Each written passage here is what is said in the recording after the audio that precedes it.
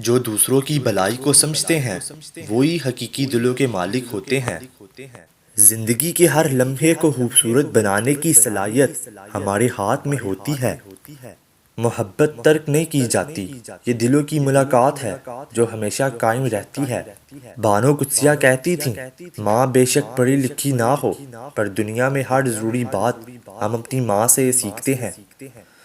نازک ہوتی ہیں لڑکیاں، پسند کا سوٹ نہ ملے تو عید نہیں مناتی۔ مرد کو عورت کا حسن نہیں، اس کا جذبہ متاثر کرتا ہے۔ بانو قدسیہ، محبوب بلا وجہ ناراض ہونے لگے تو سمجھ جائیں وہ اداس ہے، اسے آپ کی محبت کی ضرورت ہے۔ لڑنے کی بجائے اسے خوب پیار دینا سمجھدار لڑکی کی نشانی ہے۔ مرد کی محبت عورت کو کبھی مکمل سایہ نہیں دیتی، اس کے رویے کی دھوپ کہیں نہ کہیں سے عورت پر پڑتی ہی رہتی ہے۔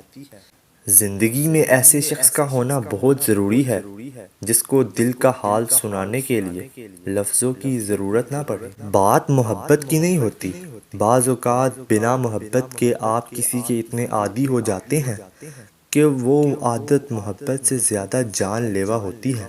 پاکیزہ ترین محبت یہ ہے کہ تم کسی شخص کے محبت کا رویہ جانتے ہوئے کہ وہ تمہارا نہیں ہو سکتا اور اسے خوش دیکھنے کی تمنا کرو۔ مرد کا مزاج ایک ضدی بچے کی طرح ہوتا ہے، عورت اسے جھکا نہیں سکتی، صرف پیار سے منا سکتی ہے۔